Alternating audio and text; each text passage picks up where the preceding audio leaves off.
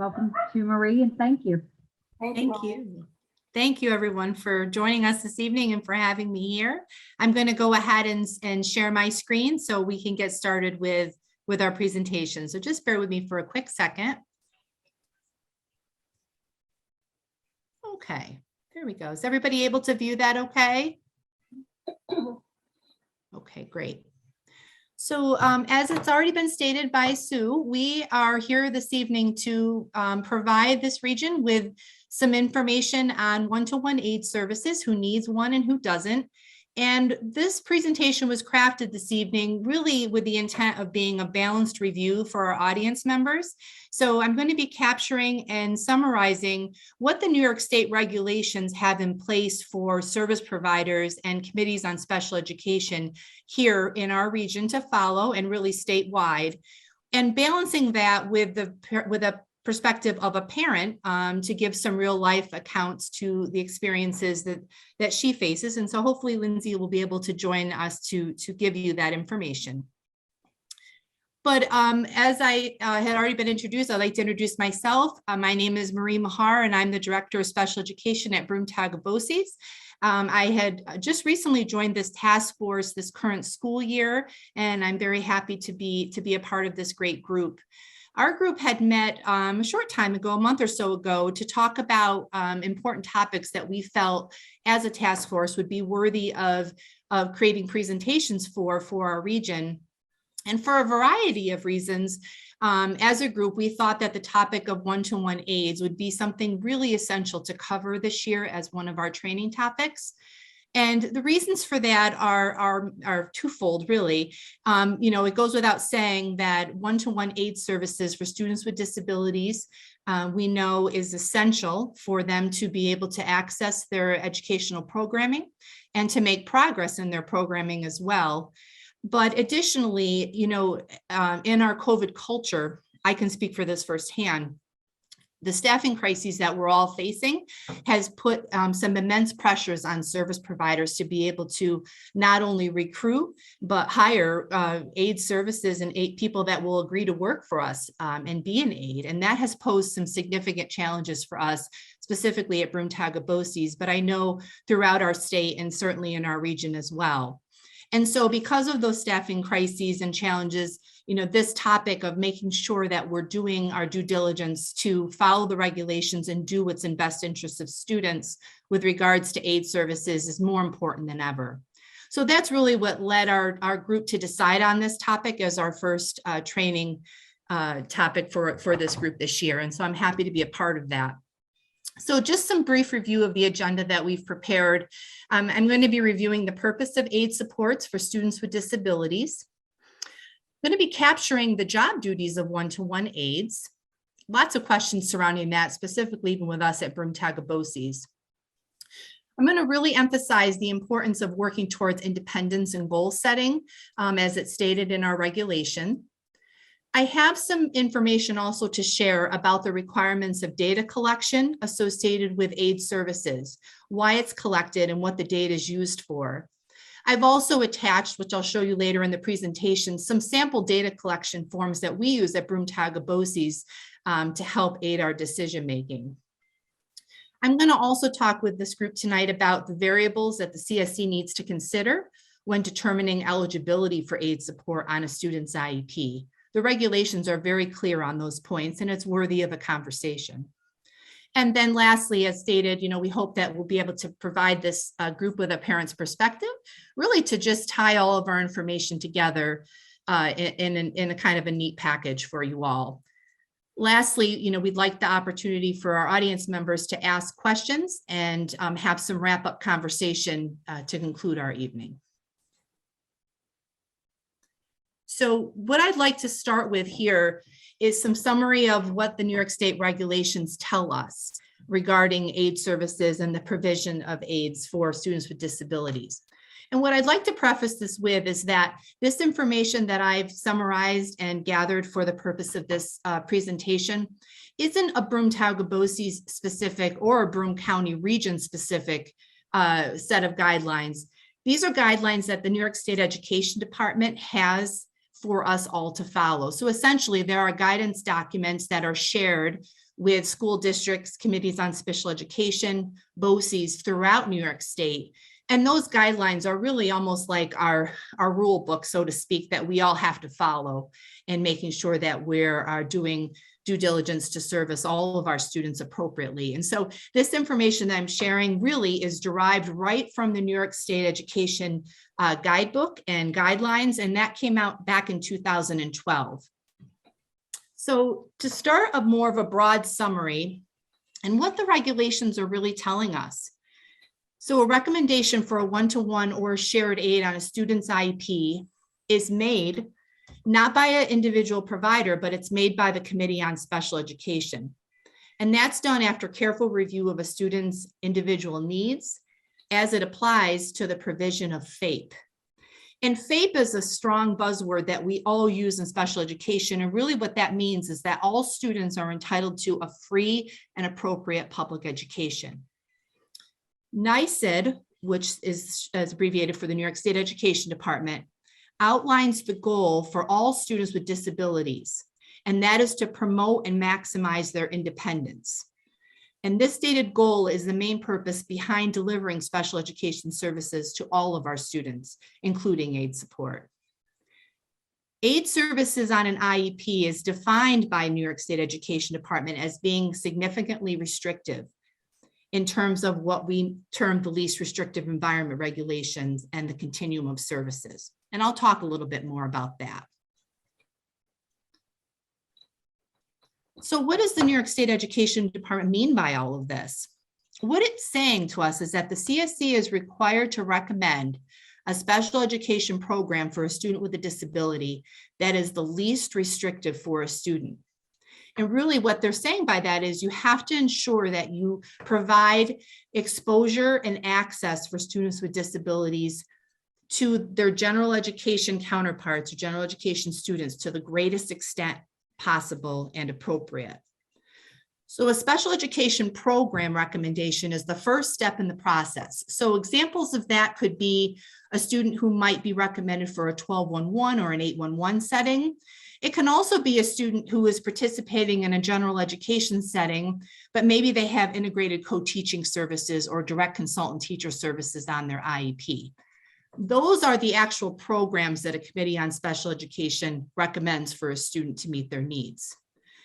The CSE must first consider the supports in this special class setting or the integrated co-teaching setting, along with the ratio of adults to students, with environmental supports that already are happening in this classroom before they consider the addition of aide support. And so really what state ed means when they're saying this to us is that, we're going to agree that the student needs, say, a 1211 setting. But in that 1211 setting, let's talk about all of the special education environmental supports that are available at that program level. Do those program supports meet the student's needs? Yes or no? And it's when we go in the direction as a Committee on Special Education is saying, no, that's not sufficient on meeting the student's needs, then we consider the addition of aide support as a next step. In the event that a student can't be successful in that classroom setting, then the aide can then be considered. And then that's when conversation starts to go around why the aide is needed and for what specific purposes. So in addition to that, the state ed regulations also tell us that we have to determine that when an aide is needed, it should always be considered on a time-limited recommendation. So basically state ed says, okay, so you get to the point and you said, yes, the student needs more than what's available in that program setting, such as an aide. Okay, that's fine, but you can't assign an aide to a student indefinitely. It has to be considered on a time-limited recommendation, and that comes right out of that language. Additionally, we have to talk about specific conditions and goals that must be established when you recommend and approve an aide in order to fade the use of an aide over time. So in other words, state ed is saying, okay, you can approve the aide, but as soon as you start that aide services and the aide support, you have to also be talking about how you're going to assist that student in working towards greater levels of independence so that in time, when appropriate, based on the profile of that student and the impact of their disability, that the aide support can be faded away in time. Additionally, one-to-one aides cannot be used as a substitute for certified qualified teachers. So state ed is very strong about that they are not certified teachers. And I'll get a little bit further with that with you folks here and talking about what their roles and responsibilities are. But they're also saying that we can't also substitute an aide for a behavioral intervention plan. So if a student is having behavioral management needs, we can't just give them an aide and say that's it and not do a behavioral intervention plan. They're saying that you have to do those interventions in addition to. Or the aide can't be the primary staff member who's responsible for implementing such a plan. So it can't just be a one and done deal is what state ed is saying. We have to look at the whole picture. One thing that is very clear to all of us in these guidance documents is that the aide cannot, and I put that in bold letters because this question comes up all the time, the aide cannot provide instructional services to a student. And we're going to get into that a little bit later here in this presentation. But basically, the aide cannot provide direct instruction on an academic content area in lieu of a certified teacher. So then with that information, what are the job roles then and responsibilities for a one-to-one aide? These are conversations we have all the time at Broome-Tioga BOCES. In the regulations, there are 4 categories that a one-to-one aide is to be directed to do and complete as part of their job roles. The first category is to assist with personal care needs, dressing, toileting, feeding, transporting to the restroom, helping with ambulatory kinds of needs related to personal care. That's one of the larger categories. 2, to help provide behavioral supports to students whose disability might interfere with their time on task, time in the classroom, interacting with peers and other adults. So for a student that might present with serious behavioral problems and have ongoing incidents of injurious behaviors to themselves or others. Also student with elopement tendencies. In other words, they run away or they try to escape the school grounds. That's a basis for an aide. Number 3, now there is a category for instruction. Yes, there is, but the way it's defined is that instructional services from a one-to-one aide would include something like assisting with behavioral or attention concerns that could interfere with a student attending to or engaging in an instructional activity. So an example of examples of this could be like if a student has attention issues, prompting or redirecting, refocusing prompts. If a student has sensory needs, allowing them those sensory breaks and helping to facilitate those activities as per the IEP. Helping students who might have organizational concerns, things along those lines that are impacting their instruction. But again, not the direct instruction. So they're not providing direct instruction in math or in ELA, but they are assisting with these other tasks that I just explained so that the student can participate in the instruction delivered by a certified individual. The last category here is aide support can be used for inclusion in general education classes. And so at Broome-Tioga BOCES, I can tell you we have classrooms not only at our main sites such as Glenwood Road, but we also have space out in several of our component districts where we have special education programs housed. And so students that attend those district-based classrooms have opportunity throughout the school day to receive instruction in a general education classroom in a district like Vestal, Windsor, where we hold these classrooms. And so in those instances, a one-to-one aide would accompany the student into the general education classroom to support them in these categories that I just reviewed with you so that the student can participate in the instruction, allowing for adult close proximity if needed, allowing to facilitate, some social interactions with peers, things like that, but really to facilitate that inclusion for the student who is able to participate in general education classes, but needs adult support to do that. So again, to reiterate, these are the 4 primary categories that a job role and responsibility of an aide are defined as. So there's a couple extras here that we'll review together. So these are some things that are important for school personnel to provide so that our aides that we do hire can be successful in their job roles. And so some of those that are included here, for school personnel to ensure that this individual aide has access to their student's IEP and has also been informed of what his or her responsibilities are in order to meet the student's needs that they're assigned to.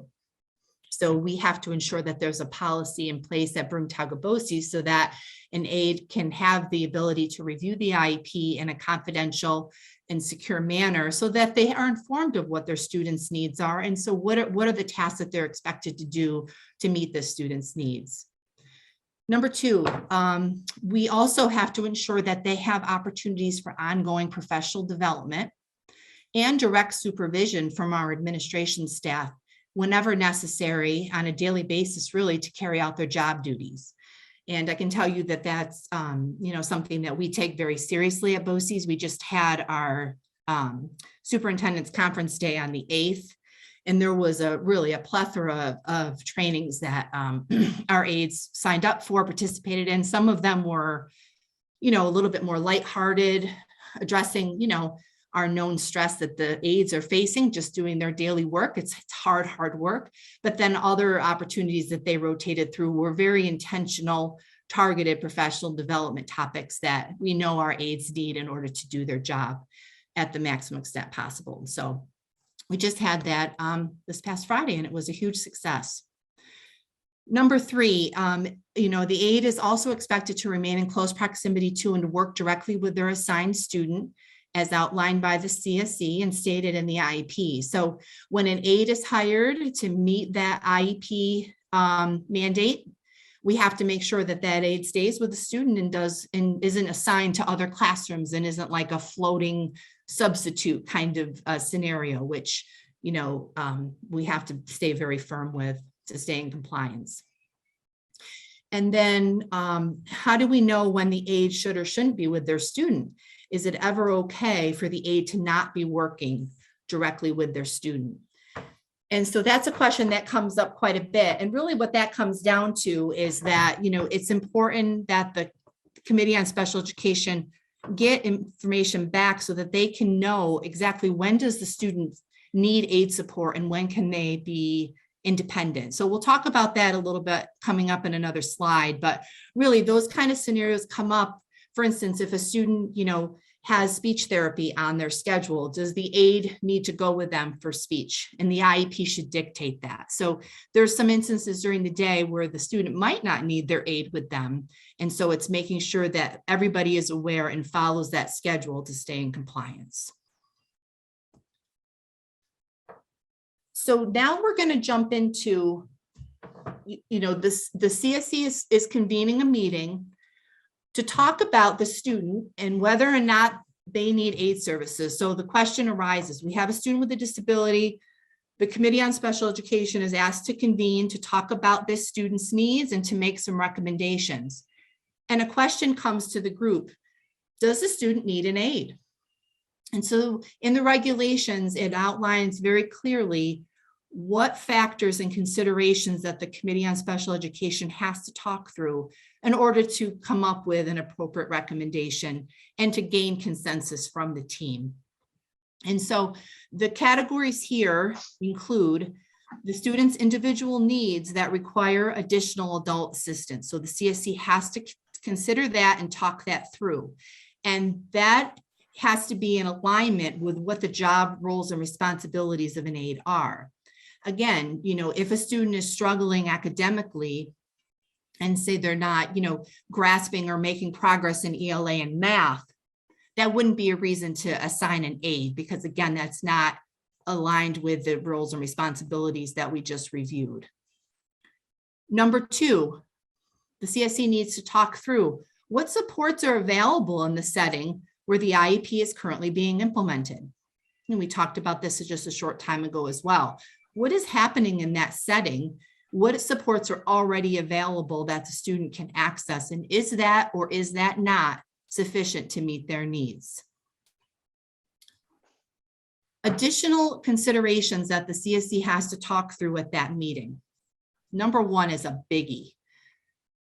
Identifying when during the school day does the student need an aide and for what circumstances. The student is not, so this recommendation is really not meant to be a blanketed all day in all settings event, but it has to be outlined more specifically. There's nothing more challenging than being a service provider such as us, and I'm sure many other district personnel feel the same way. When we receive an IEP for a student that says they have to have an aide, 6 out of 6, 330 minutes a day, and in the implementation section, it just says across all settings, because then that to us means that this aide has to be with the student from the minute they come in to the minute that they leave. And so it lacks some clarity. And we want to dig deeper and know, when does the student need support? What does that support need to look like? And when are there times that the student can be independent?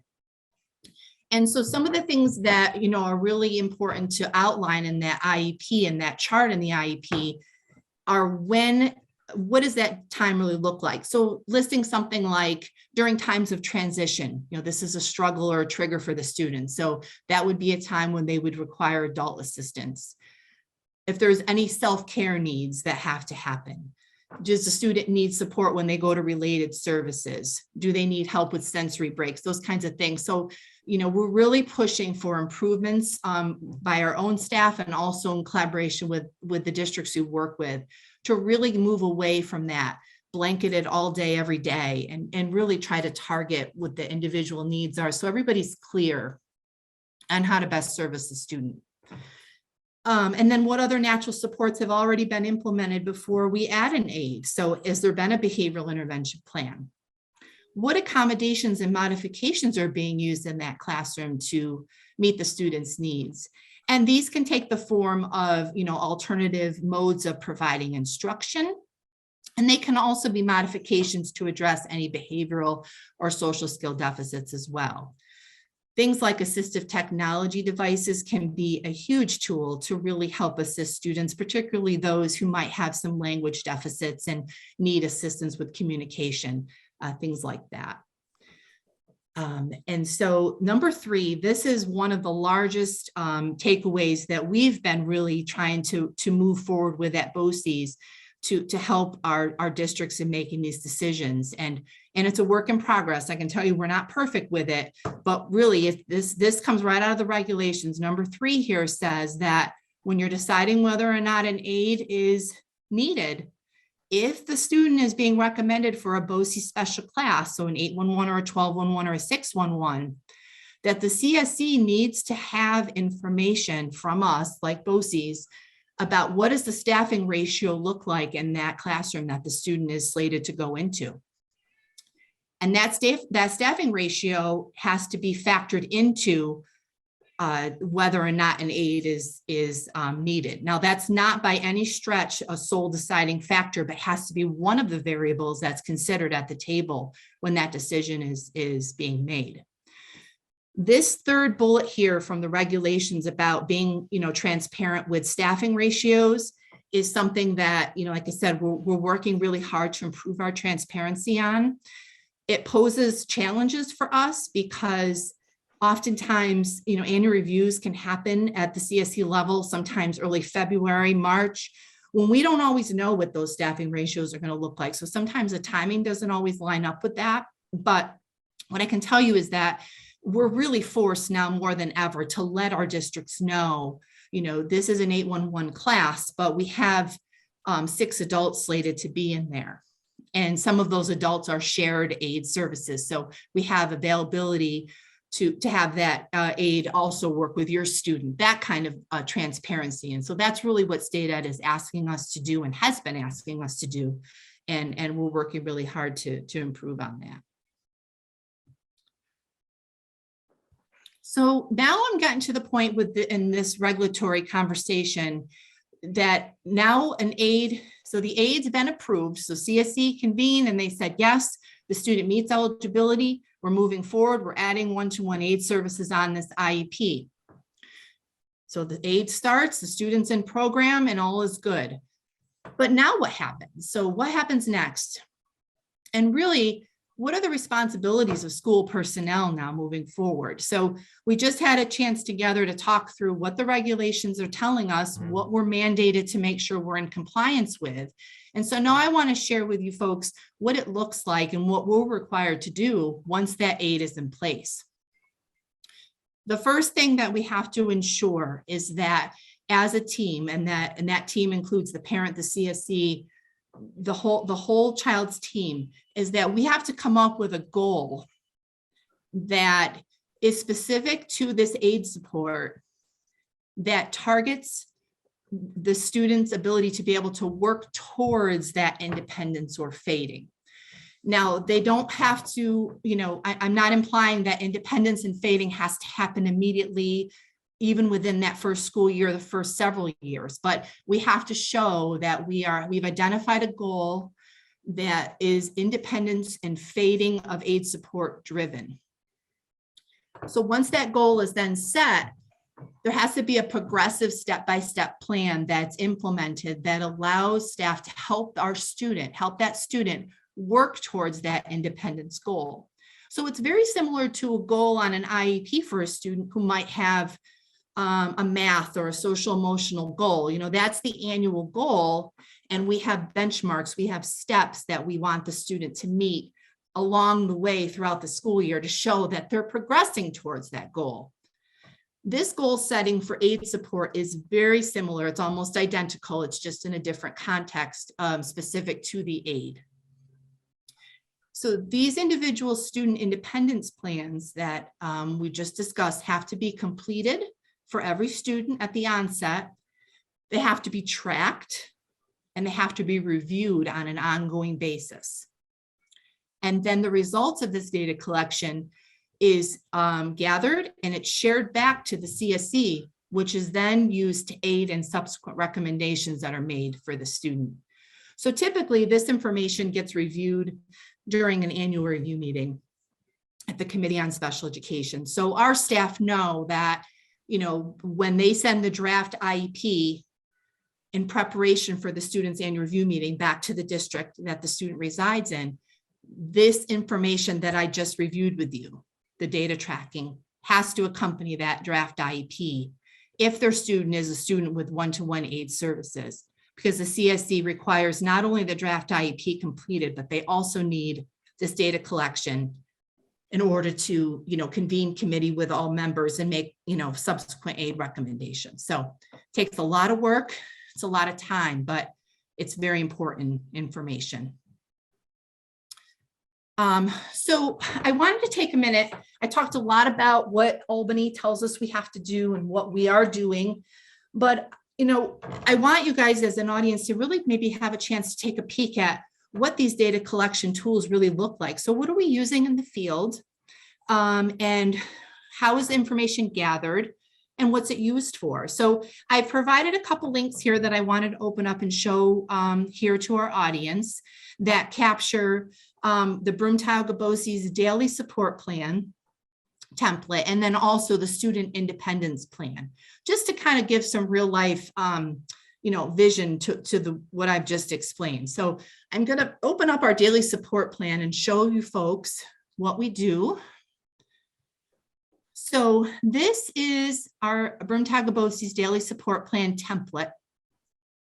And what this is a daily data collection tool that we require for all students in our program to have completed by their paraprofessional with oversight from the classroom teacher to talk about what does their day really look like related to the aide support. So you folks will see here, we expect time to be noted here in 30-minute blocks. So every 30 minutes, data is collected on the student who has one-to-one aid services. We ask them to note the time. We ask for a description of the activity or the class. What is the student participating in? We ask for, we start off right off with the independence. What is the student able to do that doesn't require assistance? What are they doing independently? When does the student require adult assistance?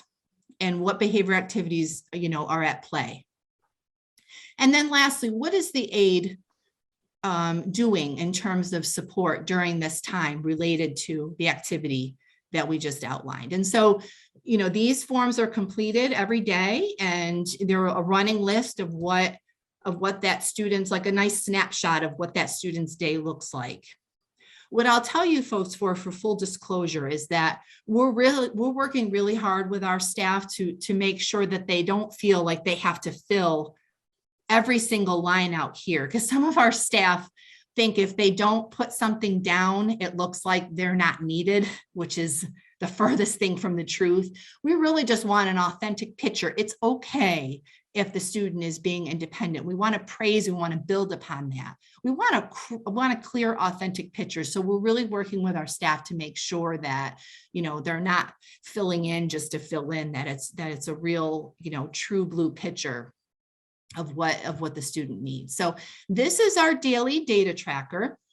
And this information gets then compiled and assimilated into, and I want to show you folks, what is the other one? I'm sorry, I can't find that. Our daily support plan. I'm just trying to get back to, did I get that? Oh, I just lost my screen share. I'm sorry, let me try to share that again. I'm sorry. I apologize.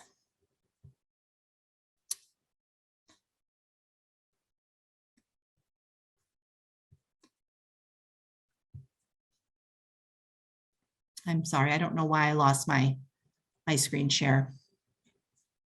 Oh, geez, Louise, I got almost to the absolute end and I lost my screen share.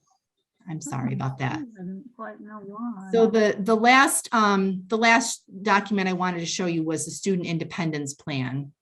And let me see if I can get back to that from here. I do apologize. I feel very badly that this happened, and I don't know why I don't know. I can't seem to get that back open. Will you be able to share your slides at a later time if people would like them, Marie? Yes, absolutely. That was the end of my presentation. The last document that I had was the student independence plan, and that took that daily running list that I just showed you and asked staff to identify what's the independence goal. What are the steps are they using to move towards that independence goal, and how is the student doing? So it's a compilation of all that information to say, are they making progress towards independence, or are they not? And do we need to do any kind of adjustments, or do we go back to CSC and say, you know what, the student is doing a fine job, but we're not really seeing progress towards independence right now. And so the recommendation is to continue with one-to-one aid services, and we'll continue to track that data until independence is noted. And so that's the data tracking that we end with. Thank you very much. Lindsey said that she thinks she can join us about 6:45. Okay. Okay. About 2 minutes from now. Okay. So we've got a couple of minutes. So does anybody have any questions that in the next couple of minutes that you might want to ask Marie? I can think of one. The data collection. How often do the aides have to? Every day? Do they have to submit that to the? And who do they submit it to? The teacher or the CSC or? No, so we keep the binders right in the classroom. So each student who has an aide has a binder in their classroom that the paraprofessional, oversees and makes sure the information is completed on a daily basis. And then so on a weekly basis, they compile that information, and then that gets shared back with our administration, our principals and our assistant principals. Okay.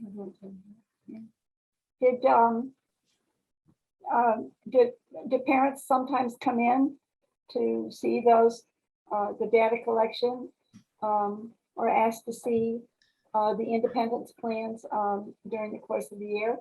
And we have, yeah, absolutely. And that information is what is, readily available to all parents. Absolutely. Mm-hmm. Are there, does anybody have any questions at, for Marie? Oh, there we have one right there. Oh, Are the aides allowed to verbally tell the parents how their child's day went? Oh, what a great question. Oh, yeah, just ain't not me. yeah. So that, that is a great question. What we try to make be the case is that the aide and the parent aren't communicating directly, but that it goes through the classroom teacher or the case manager so that the parent can obtain that information. And sometimes that happens, we have a lot of students that have communication notebooks that go back and forth between home and school. And so, certainly the paraprofessional will complete that and write in that, but the classroom teacher would as well. And so I guess the answer to that question is that, the aide does communicate with the families through different modes, but that really the case manager and the classroom teacher is the primary point of contact for our teachers, or for the parents rather. Okay. So I'm looking to see, Lindsay, are you available? Oh, and here's another question, and hopefully Lindsay will be able to click on.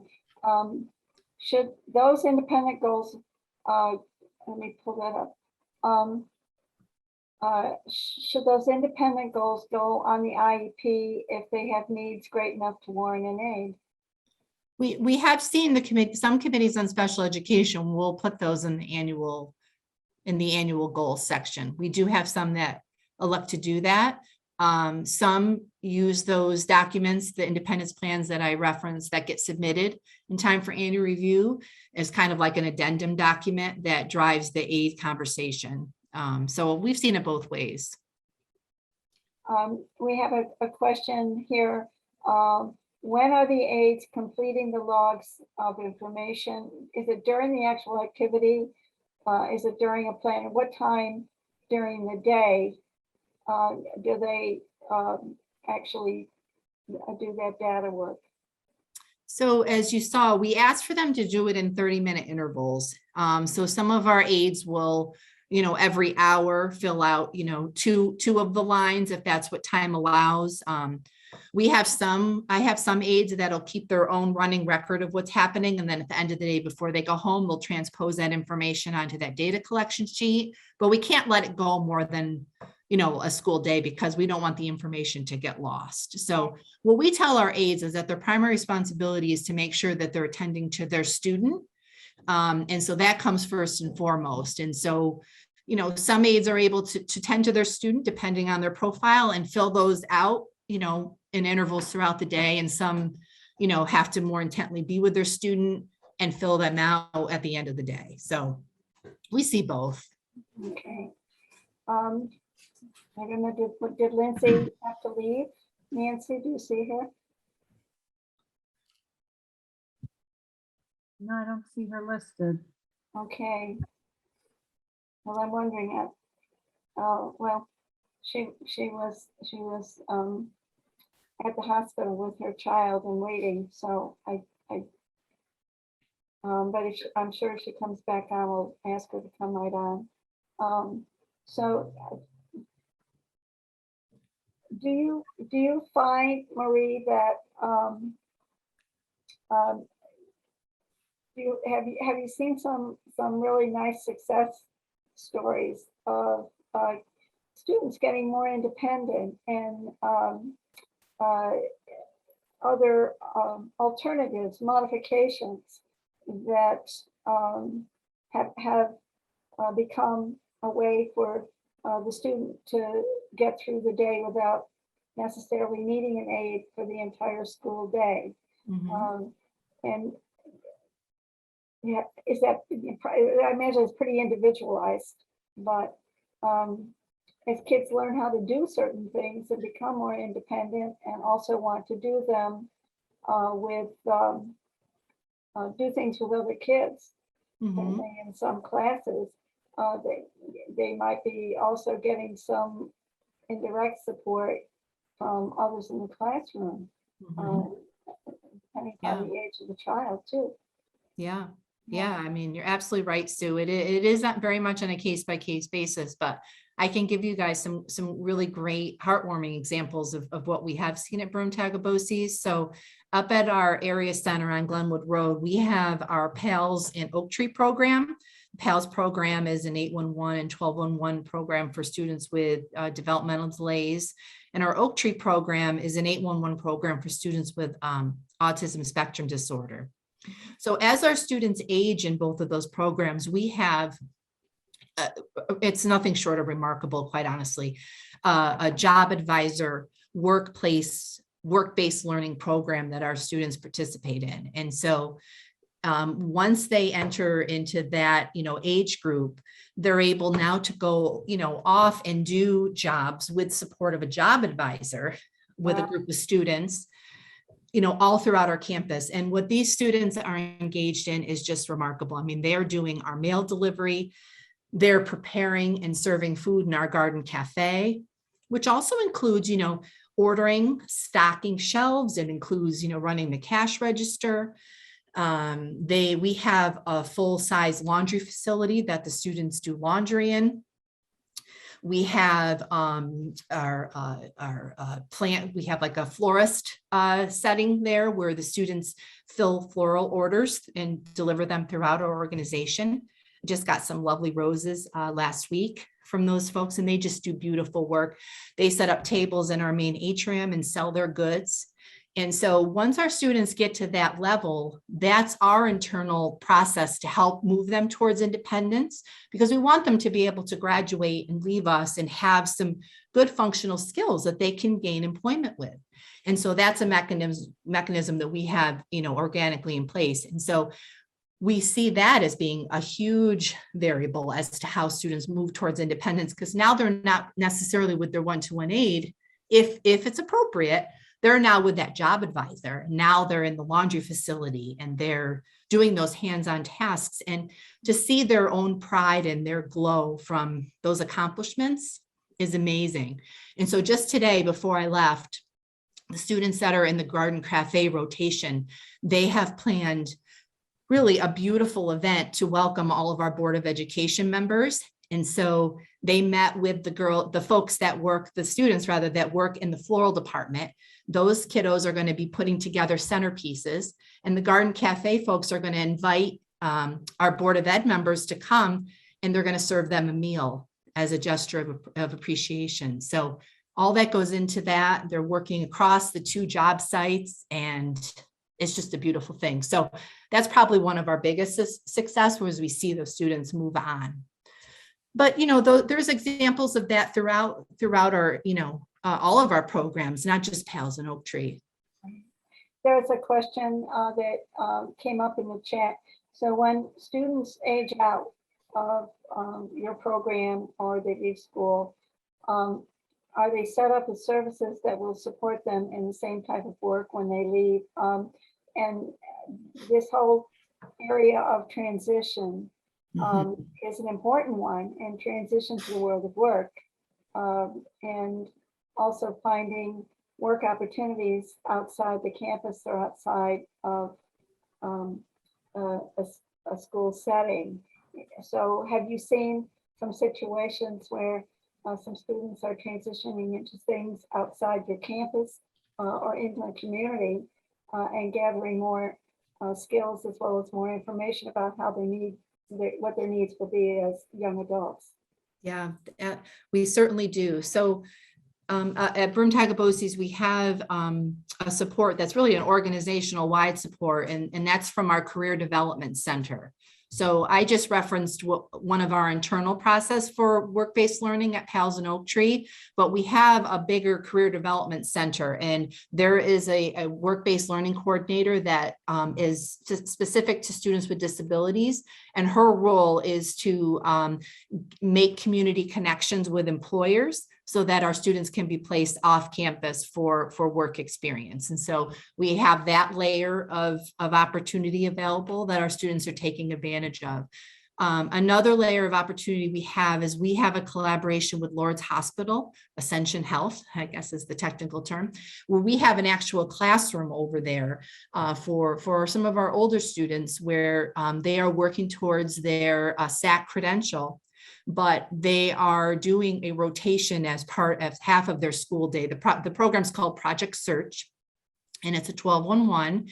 And half the school day, the students are doing academics in the classroom space that we have rented at the hospital. And the other half of the day, they're going out and doing rotations across the hospital setting to have on-site job experiences. Wonderful. And that collaboration that we have, that BOCES has with Ascension Health, is intended for when the student is done. There's, I don't want to say a promise, but there's an understanding in the contract that then they are hired. And we have several students that are now Ascension Health employees, and they went through that pipeline, so to speak, to get that employment status. And so, Thank you. Lindsey has rejoined us. Lindsey, are you able to unmute and share some information from a parent's perspective?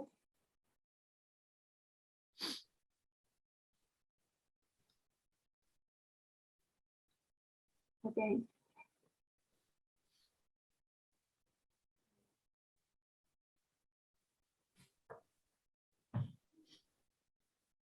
Hoping that Lindsey hears me. Let me put in a quick chat. Meanwhile, someone in the chat asked, what is SAC?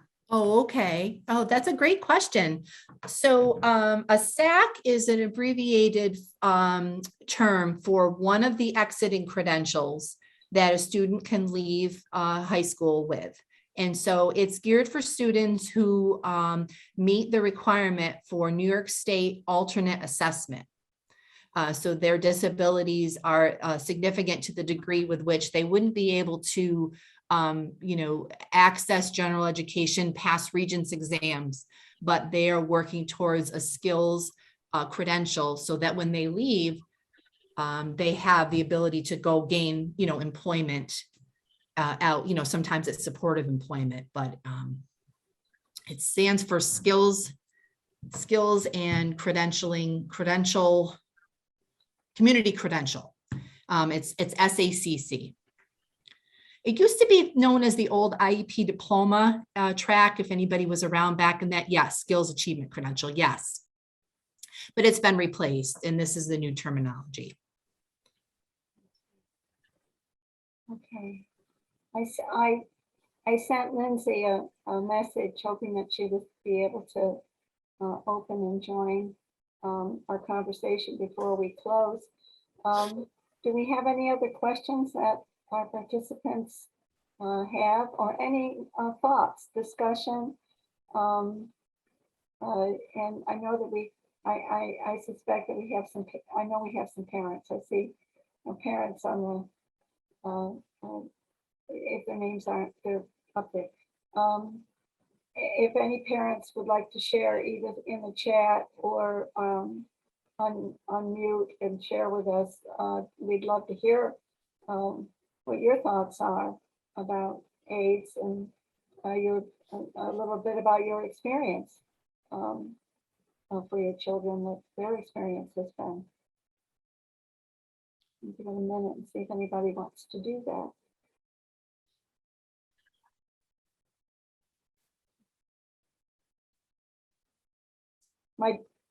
My daughter, the adult here beside me,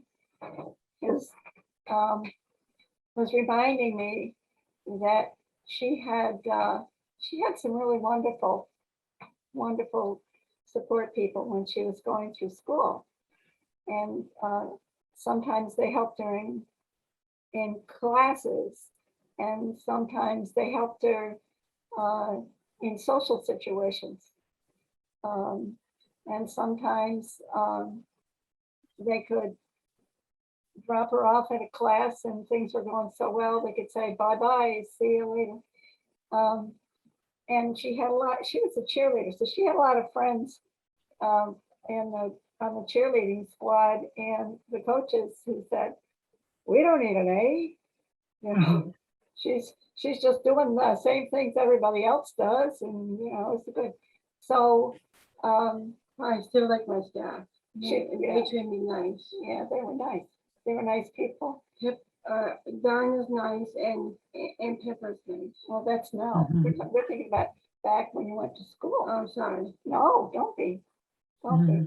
Sometimes, and one of the things that happens when you age out of school is sometimes out in the community, you run across your aides.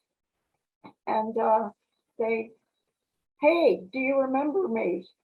Do you remember what we were working on? And so it's, you know, sometimes our aides are such an important connection as well for our students to the community. And We continue. have Sue, Sarah Salamone, sorry if I said your last name wrong, said that she could share as well. Oh, that'd be great. Love to hear. Are you able to unmute?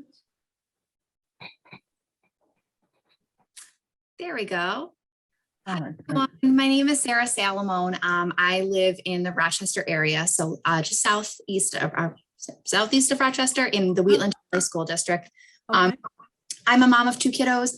My son Caden is 9.5, and my daughter Brinley is 7. Brinley happens to have Down syndrome, so we are utilizing a one-to-one aide for her. She's in a general education setting. She's with her typical peers, and I can honestly say having a one-to-one aide has been so valuable to her. She is able to have her there for some redirection, just kind of what you talked about before, Marie, about redirection, giving her a little bit extra time, helping her really imitate those good social interactions with her peers. And to the point that I feel like her aide is somewhat kind of become family, because I feel like sometimes she spends more time with my daughter than I do, because she's there with her at school every day. I just wanted to give a little insight that we've had a great experience with it. We are also very early in the game, as we're only in 2nd grade. But yeah, it's been a great opportunity, and being Brinley's mom has enabled me to also do work in the, with individuals with developmental disabilities. I work as the program manager of something called the TIES program. It's a program of Bridge that actually pairs our participants, our students with developmental disabilities, with a trained peer volunteer for support and inclusive activities. So I think also too that aides are incredibly important, but it's also nice to also move to the other spectrum of things and being able to have that peer support with our students too. So all in all, it's been a great experience for us so far. So That's wonderful. Wow. thank you. Thank you for sharing. Of course. Mhm.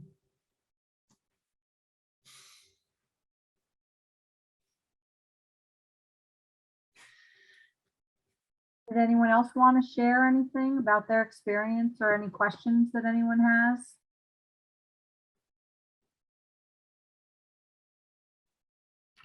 And Valerie said that. Somebody wrote something in the chat. I don't feel like I've always been the case. Oh, yeah. I appreciate this, Marie. My son has an aide for his entire school career. He has moderate to severe autism with very limited functional communication.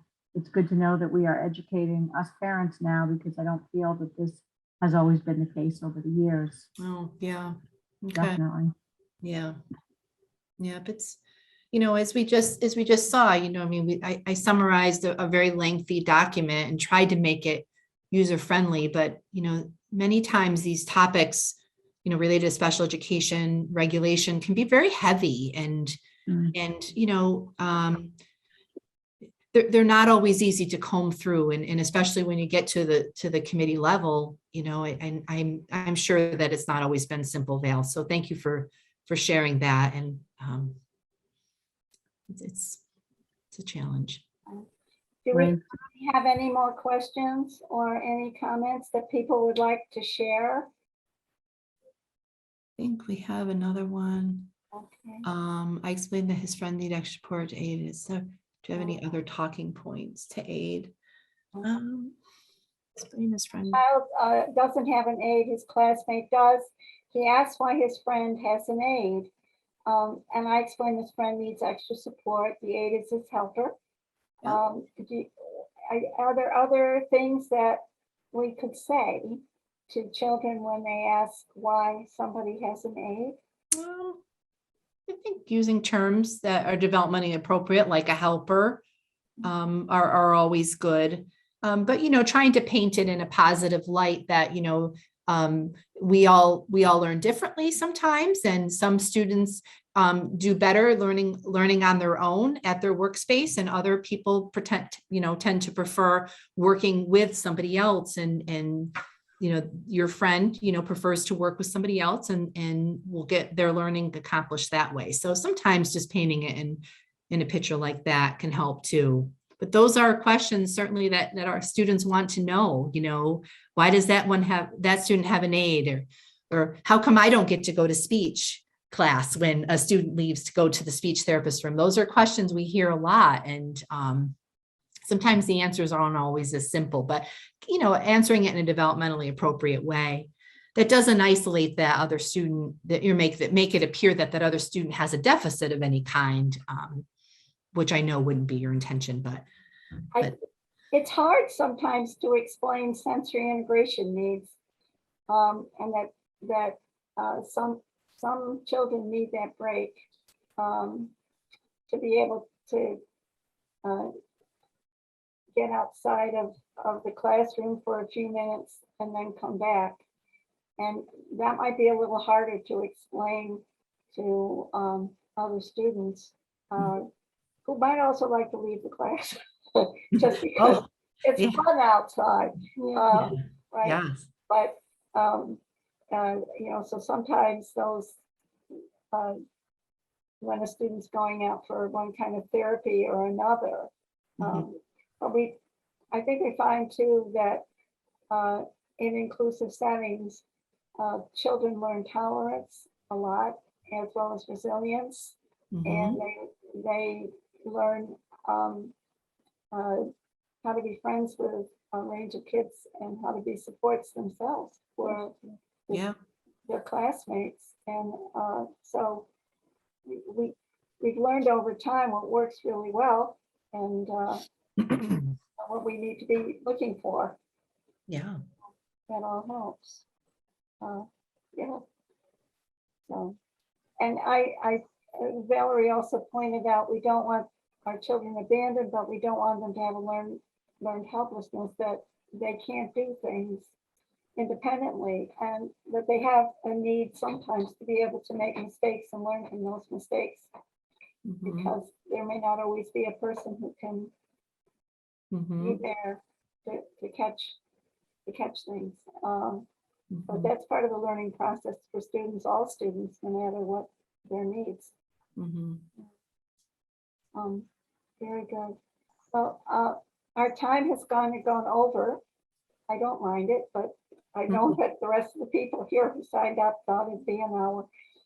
Marie, thank you very, very much. Thank you. Thank you for having me. Who participated tonight. Thank you for your questions. Thank you for all that you brought to the discussion tonight. And if you have additional questions, feel free to reach out to us. The Southern Tier Special Ed Task Force, our contact information is on the New York State Special Ed Task Force website at Disability Rights New York. And Marie said that she can make the slides available if you'd like to have a copy. In the next day or two, we'll try to send out a quick evaluation. That helps too. They asked us to do that. And thank you so much for joining us tonight. Marie, thank you for all of your very thoughtful comments, and thank you everybody for participating. We really appreciated seeing you all here. Okay. Great, thank you, everybody. And thank you to our captioner tonight. We really appreciate it, Kimberly. Yes, thank you very much, Kimberly. That helps a lot. It really does. And this will be recorded. So if you have people who would like to see it, or that that might like to see it at a later time, we can make that available. Okay. Thank you. All right, everybody. Have a wonderful night. Night.